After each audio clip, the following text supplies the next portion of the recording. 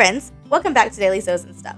I'm Brandolyn Daly, and today I'm going to be talking to you about something that comes up pretty often in the Projectors for Sewing Facebook group, and that is how to troubleshoot PDF Stitcher. A couple years ago, I did an interview with Charlotte Curtis, who is the programmer who started and invented and maintains PDF Stitcher, and I talked to her again recently just over some messages to get her feedback on this, and in the end we decided this was a really good order of operations whenever you are wanting some help with PDF Stitcher. I'm going to give a tiny little bit of history of it, but if you want to know more, definitely go watch the interview I did with her, go watch the other videos I've done on PDF Stitcher, because there's kind of a lot to pack in here.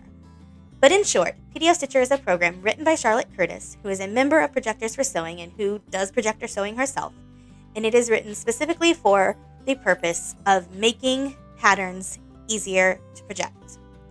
The original premise was to take letter and A4 sized PDFs and stitch them together into one big sheet digitally so that we could then project those as projector files. It very quickly came to incorporate adding a margin around it, and that way you can move your pattern around on your projected image a little bit easier, and also has the capabilities to overlap and trim pages so that everything can get all lined up exactly the way it would had you printed it out and put it together that way. As pattern projecting evolved and it became more and more popular to use a projector to project your patterns, a lot of companies began offering projector files, and even if they didn't have projector files, they often had AO files that we could use. I have another video that compares AO versus projector files. If you are interested in that, I can put that link up here at the top as well. But for a lot of companies, they weren't really making a projector file. They were just rebranding their AO files. And that's something I talk about in that video. So then we still have the problem of we needed things to have a slightly thicker line. We needed things to have a slightly darker color line. We got really tired of clicking 8,000 sizes off just to have the one or two sizes we needed to show. So Charlotte, in her amazing ability to program things, came up with a great solution. She made a part of PDF Stitcher to be how you can use the layers function of the PDF pattern and change those lines to be a different color or a thicker line or something like that. Now, it doesn't allow you to do any sort of pattern adjusting as far as actually grading a pattern or shortening it or anything like that. That still needs a vector program. But it does give you the ability to just tweak those lines that already exist to be easier to see. And it lets you either automatically hide or delete the layers that you won't need. It's super, super helpful, and a lot of us just sort of automatically run our patterns through PDF Stitcher as soon as we intend to use them. It takes just a few seconds, and you can make sure you have that nice big margin around it. You can make sure that you're only seeing the layers that you want to see and that you will be able to see them well once you get it on your projector. It's also a really great first step if you're going to go then do other adjustments in a vector software, just to make sure you're not bogged down with all of the extra layers and all of those things. That was like 2 years of history in 2 minutes. That leads me into where I want to talk about troubleshooting PDF Stitcher. PDF Stitcher is super powerful and super simple, but sometimes things just don't go to plan. And so what happens when something doesn't quite go to plan? What sort of steps should you take to fix it? That's what we're going to talk about today. So the order of operations that Charlotte and I landed on were this. Number 1, update to the newest version. Number 2, double check your settings. Number 3, use the PDF pattern assembly info spreadsheet. Number 4, post on Projectors for Sewing. And number 5, send bug report to Charlotte. These steps are carefully laid out in an order of operations. 2 and 3 are very closely related, but it helps us to make sure that your problem is resolved in the most efficient manner for you and for everyone else if you follow these steps in order. So let's dig into them a little more deeply. Number 1, update to the newest version of PDF Stitcher. Now, sometimes you already have the newest version, or sometimes doing this doesn't actually fix the problem. But there have been several instances where there was a bug and she found out about it and she fixed it. And so if you just update to the newest one, it'll completely solve the problem without having to go any further. And that is, quite frankly, the simplest and easiest thing to do as your very first step. If the first step is to update to the newest program, let's go through how you update your PDF Stitcher. My audio did not record, so this is a voiceover. When you are opening PDF Stitcher, it will tell you if there is a new release available. So you double click on PDF Stitcher, it opens and it tells you, oh look, there's a new version. You can click on the link on the left to find out more about it. It takes you to GitHub and gives you a lot of technical information that is way over my head and may or may not be interesting to you, but it is there and I wanted to show you. And then if you click on the link on the right, it'll take you directly to a download. Really super simple. You choose to save it onto your desktop, and if you already have it installed, it's going to tell you, oh no, it's already installed, and you just say it's cool.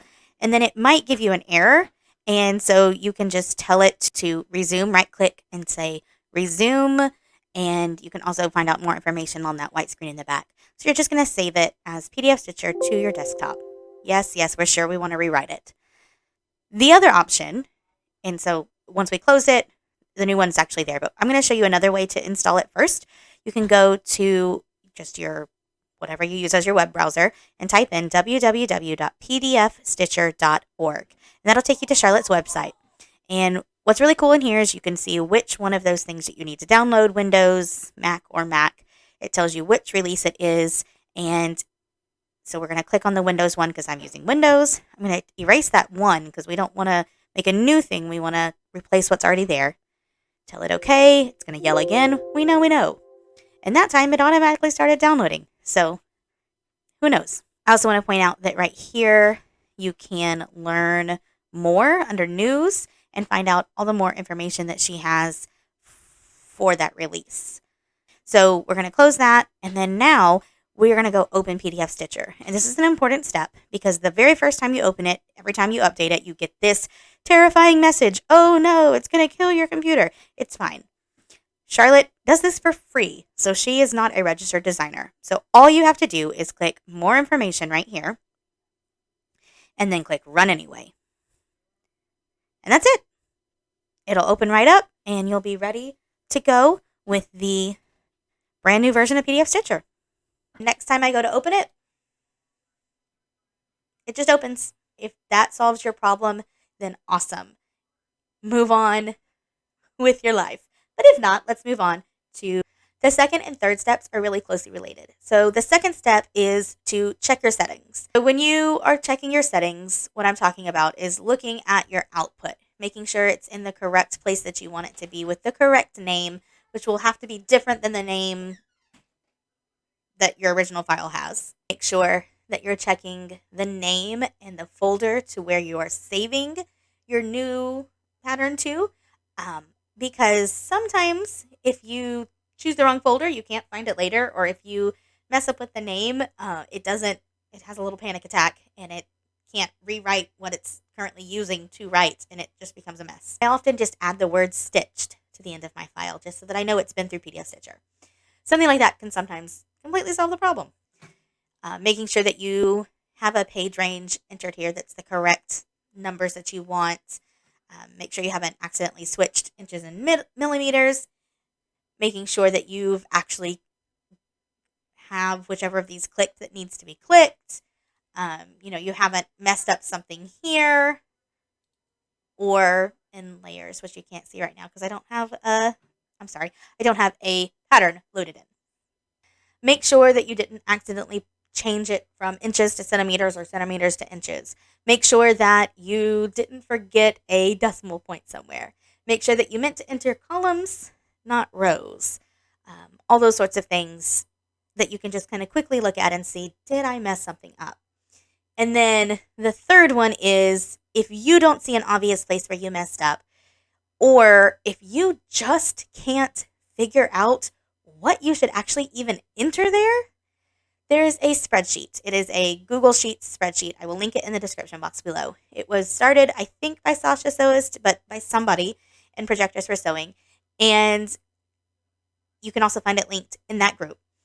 And it's a master list of the settings that people have used in order to make PDF Stitcher work for them. It's called PDF Pattern Assembly Info. It has the pattern company and it's alphabetically sorted by the pattern company. And then it has the pattern and it will tell you, does it have layers? Which unit should you use for it? How do you have the left, the right, the top, the bottom settings? And so what that's talking about is when you tile the pages, the left, the right, the top, the bottom. Then it tells you columns and rows. Now, in the current version of PDF Stitcher, you cannot enter both columns and rows. See where it has a big or right there? So pick one and enter it in here. Overlap trim is right here. Occasionally it does matter. See, like this particular pattern will say that you need to use trim. Since this sheet was first created, PDF Stitcher has again grown and evolved. And so page order has been added. But it's honestly not a huge deal because 99% of patterns are going to do rows, then columns, left to right, top to bottom.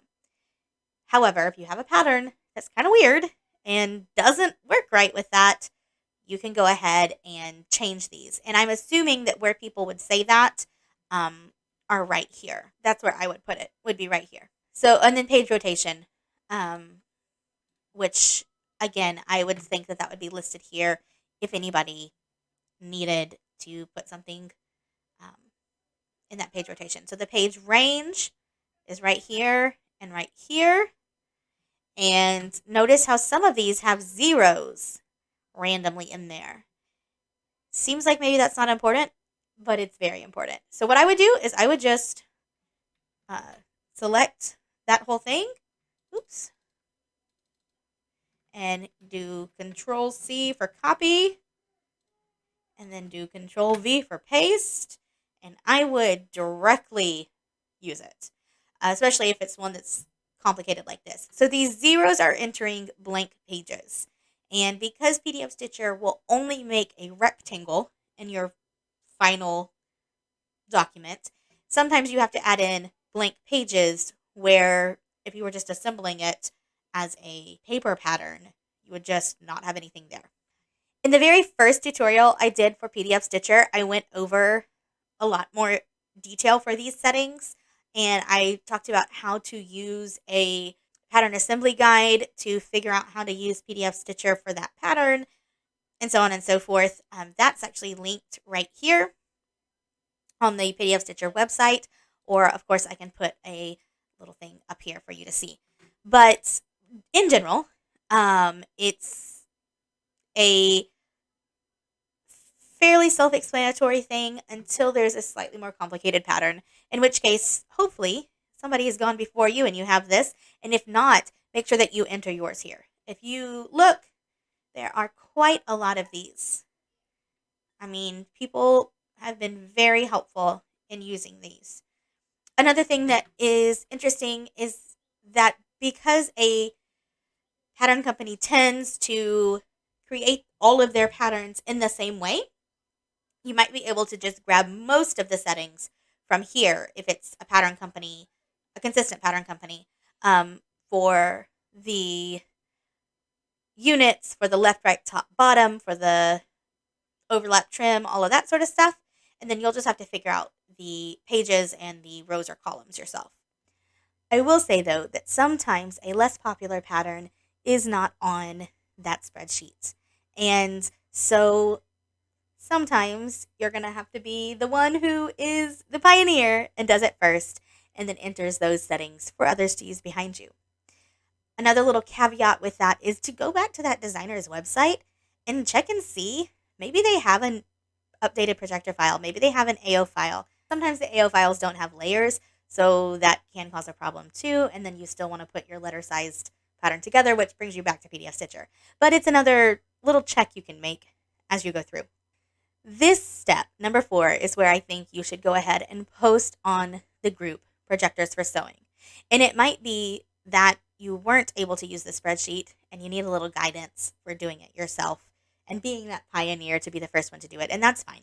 But posting in Projectors for Sewing can give you sort of a hive mind and help you figure out what might be happening and might be helpful. When you post there, you need to be really careful that you are including all of the necessary information to actually get some help. Screenshots of your settings and being really specific about what pattern it is, what company it's with, that sort of thing, and what the specific issue you're having is. Is it not saving? Are the lines not actually thickening? All that sort of stuff. That can really help us narrow down what the issue might be. And you might, honestly, want to search the group before you post. Maybe somebody else recently had the same problem and we helped them figure it out, and you can just read those answers. That search function on the group is notoriously difficult to use. You will think that you have searched the right term and it won't bring it up, but it's worth a try at least.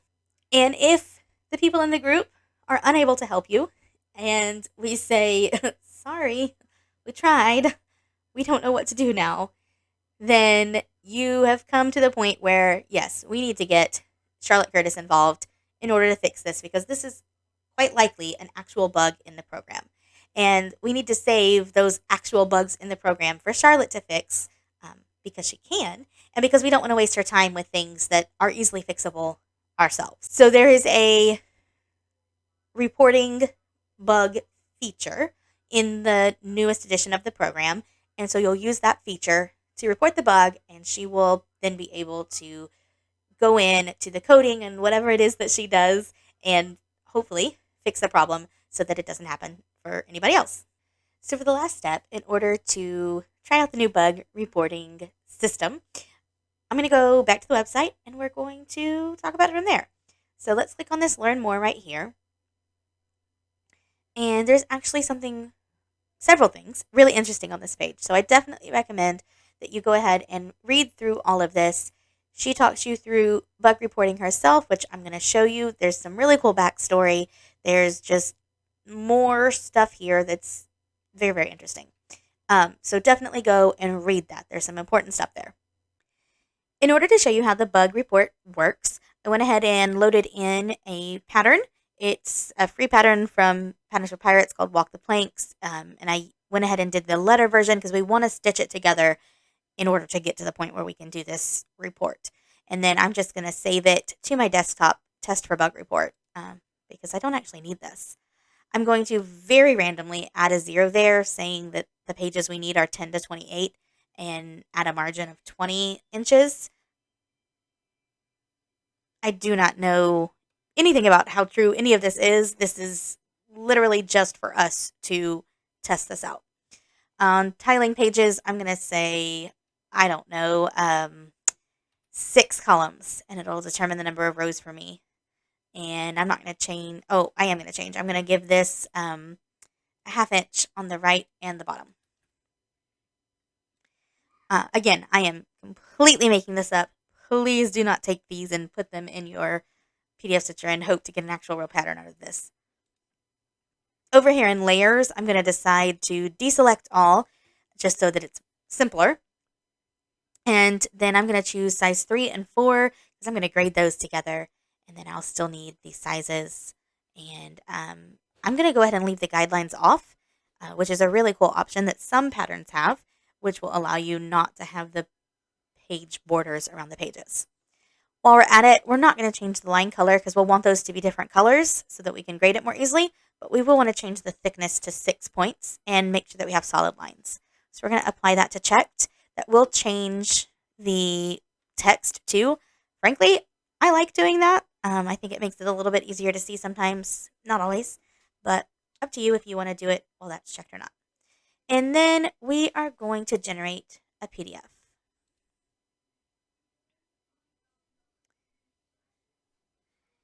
And I really love this. In the new version, you've got that bar that goes across and tells you whenever it's writing.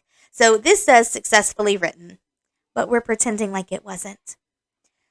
So I'm going to go over to help, and I am going to report a bug. And in order to report the bug, I first need to fill in the steps. So my steps were opened pattern, opened letter pattern entered parameters. I would actually type those out if I was really doing this. Um, chose layers, generate, and then we can go ahead and add, like we can do another one. We can just do a generated pattern, error message, and we don't actually have to type what it says because that will be sent to her. But let's just pretend. We're pretending right now. I would actually be a little bit more specific. I would actually be a lot more specific if I was writing this really for her, but I would actually be a lot more specific if I was actually writing this for her. But since we're not really making it, it doesn't really matter what it says. And all the rest of this is going to automatically populate itself to give Charlotte the information that she needs. Then we want to click Create Mangled PDF. And we click that. So it gives me the option of where I want to save this. And I'm going to go ahead and do it back to the desktop. And we'll call this, we'll just select the folder. And it's going to automatically name it what it wants to name it. And then we get a lovely little progress bar again. And it takes some time. And we let it go.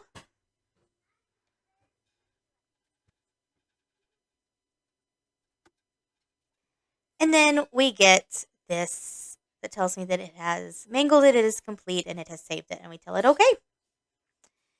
Now, I had an issue earlier, so my steps got erased. I'm just going to randomly type things here so we can see what it looks like. And then we're going to click copy. And that's going to copy everything in this box. And we've got two choices. We can hit email here. Now, this is going to automatically open up whatever your email client is. And I don't have that actually set up on my computer, so that will not work if I click it. But the other way to do this is report via GitHub. Now, if you don't want to report via GitHub and you don't have the email client set up on your computer, that's fine. You can just copy this email right here and put it into your composed email through the website that you normally go to. Like if you go to gmail.com and start to compose a email, you can use that email address to do it that way. Or you can report via GitHub. And I'm going to show you how to do that. So I've actually already made an account because it makes you do that in order to do this. So we are actually making our account if you don't already have one. And then you're able to enter it. So I'm going to skip the title for a second and come here and just do Control V, which pastes it. And now it's got exactly what was in this box right here. And that gives her all the information she needs in order to fix this. And then for the title, we can put out bug report. And I would not actually type that. I would type the actual issue. So let's say it did not thicken pattern lines. We're going to pretend like this is our issue that we're having. I am coming back to correct myself. I forgot a step. When you are doing the report and you've already copied and pasted all of that stuff from PDF Stitcher, then you need to attach the file. And you can either grab it from your desktop and drop it here, or you can click this and grab that here, open that there. It will then upload it, then you submit your issue. It's kind of silly to make that mangled file and then not share it with her. So don't forget that important step. And then we would submit the new issue. I'm not going to do that to Charlotte with this bogus thing, but submit the issue and it will go into her queue so that she is able to fix these things. It's a really awesome feature, a really cool thing that she added to make this just a little bit better for us. And I really love that. I also just want to show you what the mangled PDF looks like because it's cool. So it literally mangles the PDF. So these were Patterns for Pirates Walk the Plank. I don't even know exactly what it said here. So it blurs out the pictures and it, messes up the words. There's no actual words left. No actual pictures left. It's just a scrambled mess of stuff. And even down at the pattern, it's just a scrambled mess of stuff. but it allows her to see what's working and not working and why things are not going together the way that they should. And this is just an example of genius right here, I feel like. I hope this was helpful. I hope you are able to use this wonderful tool. It is so much simpler than a vector software or anything else that we use. Adobe and PDF Stitcher are the two simplest softwares that we use in Projectors for Sewing, and I absolutely recommend that everybody who has a computer, because it doesn't work on a mobile device, who has a computer that they use for projecting their patterns, downloads this free, easy-to-use program that makes your projector life so much easier. All right, friends, thanks for watching. Remember to like, subscribe, comment, share, especially if somebody's having a problem with PDF Stitcher. This might really help them work through those troubleshooting steps. I really appreciate all you guys do to help my channel grow. I will see you in the next video. Bye. Okay, so watching my videos, subscribe and comment.